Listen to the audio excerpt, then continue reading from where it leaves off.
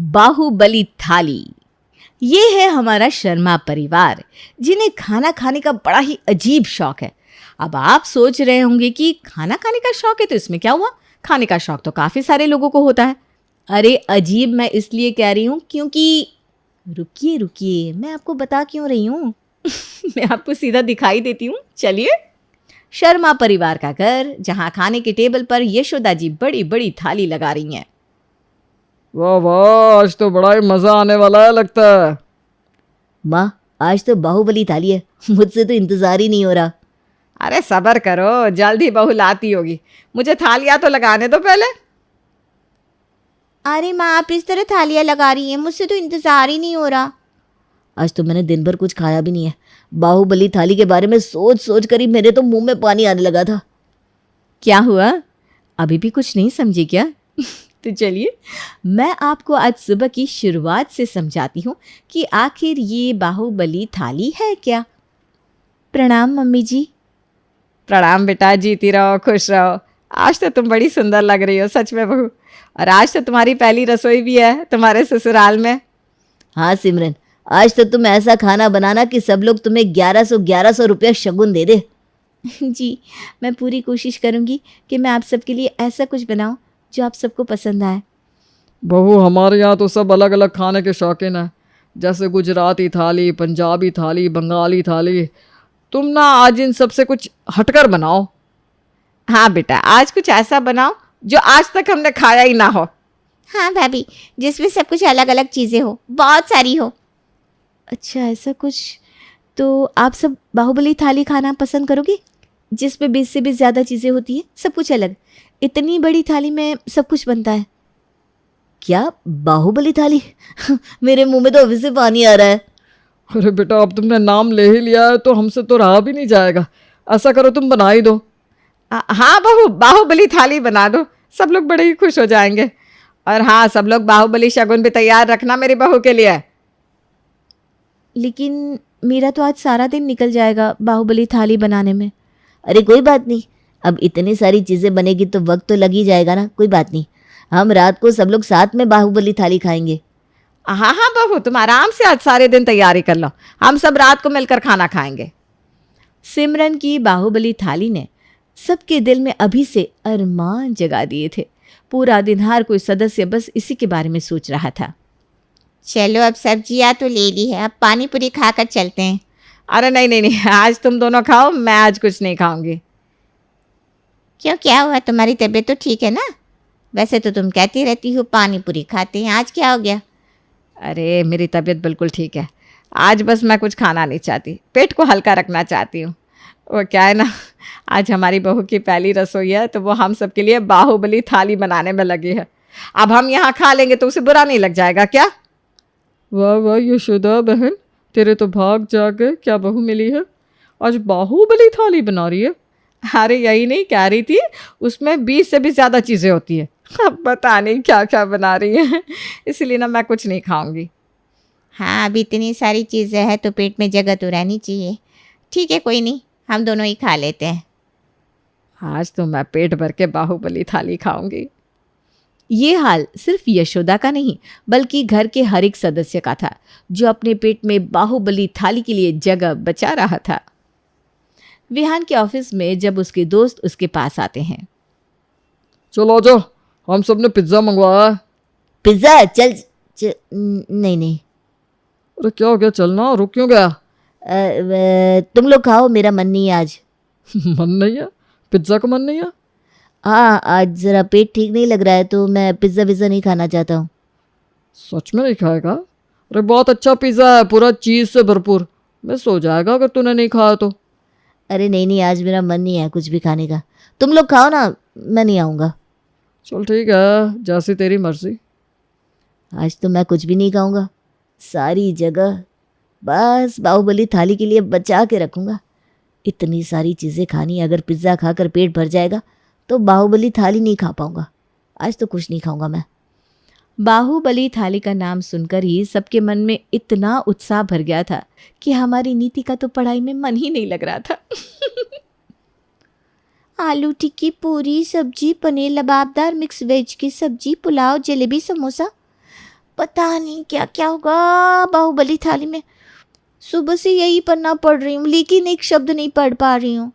सिर्फ आंखों के आगे पकवान घूम रहा है। पता नहीं भाभी ने बाहुबली थाली में क्या क्या रखा होगा। नीति नीति ही सोचना बंद कर और पढ़ाई पे ध्यान दे। मुझे तो सोचते सोचते ही भूख लगने लगी है। अब रात तक कैसे कंट्रोल कर पाऊंगी।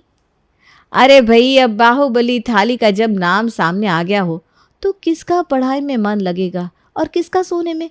नीति के साथ उसके पापा भी जी तोड़ मेहनत कर रहे थे कि वो रात तक भूखे रहे, जिससे वो पेट भर के बाहुबली थाली का मजा ले सके। अरे क्या बात है सुरेश, आज तो जमकर मेहनत हो रही है। वजन एक दिन में ही कम करने का इरादा है क्या? अरे ज़्यादा नहीं, लेकिन 1-2 किलो भी कम हो जाए तो मेरे लिए बहुत है, क्योंकि आज रात को वज़न और भी ज़्यादा बढ़ने वाला है। क्या भाई आज रात को ऐसा क्या है? अरे बस ऐसा समझ लो कि राजभोग का आयोजन है, बाहुबली राजभोग का आयोजन। वाह वाह, लगता है आज तो तुम्हारी शाही दावत होने वाली है। ऐसा ही बोल सकते हो तुम। फिर तो मैं तुम्हें एक और कसरत बताता हूँ जिससे तुम आसानी से 1 किलो कम कर सकते हो। अरे बताओ बताओ, वैसे भी खाने के बाद तो मेरा वज़न फिर से बढ़ने ही वाला है। पूरे दिन में सबकी सोच बस एक बाहुबली थाली पर अटकी हुई थी और अब वो समय आ गया था जब उनका सपना सच होने वाला था। टेबल पर बड़ी बड़ी थालियां सज चुकी थी और हर किसी को बस सिमरन का इंतजार था। अरे माँ, कितनी अच्छी तड़के की खुशबू आ रही है ना। हाँ भैया, और साथ में जीरा राइस की भी। बहू को कहो कि अब जल्दी से थाली लाए, हमसे और इंतज़ार नहीं होता भाई। मैं ना कैमरा लेकर तैयार हूँ। सबसे पहले तो मैं बाहुबली थाली का फोटो निकालूंगी। अब और इंतजार करने की जरूरत नहीं है, ये लो आ गई बाहुबली थाली। इसकी साइज तो देखो कितनी बड़ी है। अरे आप खाकर थक जाएंगे लेकिन चीज़ें खत्म नहीं होंगी। अच्छा अच्छा, बेटा ज़रा बताना तो क्या क्या है इस थाली में। तो दिल थाम कर सुनिएगा सब। ये रहा खीरा, गाजर, टमाटर, प्याज, पत्ता गोभी, ये काजू, नमकीन, ये आलू की चिप्स, ये दही, रायता, अचार, पापड़, नींबू, सूप। सिमरन ने जो जो चीजें बताई थी वो सब ज्यादातर थी तो सलाद की चीजें या फिर नमकीन, और जो मेन खाने की चीज थी जो सिमरन ने अंत में बताई, ये रहे आप सबके पसंद के दाल चावल। दाल चावल? दाल चावल के लिए मैंने 2 किलो वज़न घटाया था। इस बाहुबली थाली के लिए मैंने कल की एग्जाम की तैयारी भी नहीं की। बहू, यही थी तुम्हारी बाहुबली थाली? जी माँ जी, देखिए पूरी 20 चीजें हैं ना। हाँ, 20 चीज़ है, सही है। चलो सब लोग खा लो दाल चावल। मेरा मतलब है ये बाहुबली थाली। हाँ, इसलिए आज मैंने चीज पिज्जा मिस कर दिया था। अब सबको बाहुबली थाली पसंद आई है तो कल मैं तंगबली थाली भी बना दूंगी। नहीं बेटा नहीं, तुम सीधा साधा खाना ही बना देना, कोई बात नहीं, वही चलेगा। तो आपने बनाई या नहीं बाहुबली थाली? बबीता और तेज दोनों भी शहर में रहते थे। दोनों मियाँ बीवी जॉब करते और एक खुशहाल जिंदगी बिता रहे थे। जब गांव में रह रही तेज की माँ कावेरी को अकेले रहने में दिक्कत होने लगती है तो तेज उसे बिना बताए गांव चला जाता है। माँ चलो, मैं आपको लेने आया हूँ। पापा को गए हुए पूरा 1 साल होने को आया है। मैं समझ सकता हूँ अकेले रहने में कितनी प्रॉब्लम्स आ रही होगी आपको। अरे लेकिन लल्ला, मैं शहर में सही से रह पाऊंगी ना? वहाँ का रहन सहन सब कुछ अलग होता है, और बहू बबीता को तो कोई दिक्कत नहीं होगी ना मेरे वहाँ आने से? जैसे मैंने आपको यहाँ बिना बताए आकर सरप्राइज दिया, वैसे ही मैं आपको गांव से शहर ले जाकर बबीता को सरप्राइज दूंगा, और मुझे पूरा यकीन है उसे कोई ऐतराज नहीं होगा। चलो माँ, कार में बैठकर जाएंगे। रुक जा लल्ला, मैं भी सारा सामान बांध देती हूँ। कावेरी अपना सारा सामान लेकर गांव से शहर के लिए कार में सवार होकर निकल जाती है, और जब बबीता अपनी गंवार सास को अपने अपार्टमेंट रूम के दरवाजे पर देखती है तो वो मुंह बना लेती है। ओह गॉड, ये मेरी गंवार सास यहाँ कैसे टपक गई? ये तेज भी ना, इसकी तो मैं बैंड बाद में बजाती हूँ। अरे ओ बबीता बहू, यूं ही निहारती रहेगी या जरा हट कर अंदर आने भी देगी? अब जी मम्मी जी। मैं तेरी मामी जी नहीं, सासू माँ हूँ। सासू माँ बोल बेटा, सासू माँ। कावेरी पूरे घर को देखकर बहुत खुश हो जाती है। हाय लल्ला, एकदम लल्लन टॉप घर बनाया है तूने। सच में मेरी सारी गांव की सहेलियां तेरी और बहू की तारीफ होके पुल बांधती रहती है, और कुछ तो बहुत जलती भी है। व्हाट्स दिस लल्ला मम्मी जी? आई मीन सासू माँ। अरे वो माँ ना मुझे बचपन से ही प्यार से लल्ला बुलाती है, जैसे तुम्हारी मॉम तुम्हें बेबी डॉल बुलाती है ना, वैसे ही। ओह गॉड। कावेरी जब रसोई में जाती है तभी फ्रिज और अवन को देखकर चकित रह जाती है। वो बार बार फ्रिज को खोलती है और बंद करती है और ठंडी हवा के मजे लेती है। हाय हाय हाय, यह बर्फीली अलमारी कितनी सुंदर है। इसमें तो सारा खाना, दूध, मलाई, मक्खन, पानी सब रखा जा सकता है। मुझे जिस दिन गर्मी लगेगी ना, मैं उस दिन इसमें आकर बैठ जाऊंगी। नहीं सासू माँ, उसके लिए हर रूम में एसी लगाई हुई है, उससे रूम अपने आप ठंडा हो जाएगा। और प्लीज़ ऐसे इस फ्रिज को बार बार खोल बंद मत कीजिए, ये इलेक्ट्रॉनिक डिवाइस से बिगड़ जाएगा। जाके जाके सारी जाके नहीं, वो ओके होता है, अंसारी नहीं, सॉरी। हाँ भाई भाई। अच्छा ये बता, ये छोटा सा डिब्बा क्या है? ये कोई डिब्बा नहीं, ये एक अवन है, इसमें जो रखोगे वो गर्म हो जाएगा। अच्छा, वाह वाह वाह, शहर तो सच में गांव से कई कदम आगे निकल गया है। कावेरी शहर के तौर तरीकों से अनजान होती है। वो सुबह सवेरे उठकर घर के दरवाजे पर गोबर लिपती है और नींद काफूर बबीता को गोबर की बदबू आती है और वो नींद से उठकर नाक पे हाथ रखकर दरवाजे पर आती है। सासू माँ, ये आप क्या कर रही हो? ये गंदी बदबू वाला गोबर यहाँ पर क्यों लगा रही हो? अरे ये शहर की पॉश बिल्डिंग है, कोई गांव का आंगन तबेला या मुख्य द्वार नहीं है। अब सारी वो क्या है ना, गोबर लिपने से घर में लक्ष्मी जी का वास बना रहता है। हाँ। एक दिन जब बबीता की फ्रेंड्स घर पर आती हैं तब, ये देख बबीता, ये मैं और मेरी सास, हम दोनों रिसेंटली लंदन जाकर आए। मेरी सास ना बहुत कूल है। यस, मेरी मदर इन लॉ भी। इनफैक्ट मैं तो उनके साथ एक ऑनलाइन बिजनेस भी शुरू कर रही हूँ पार्टनरशिप में।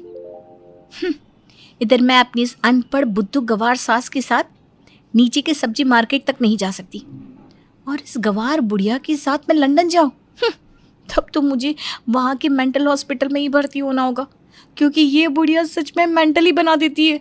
Idiot old woman. तभी वहाँ पर कावेरी सभी के लिए शरबत लेकर आती है और कहती है, ये लो बिटिया रानी, ये ला।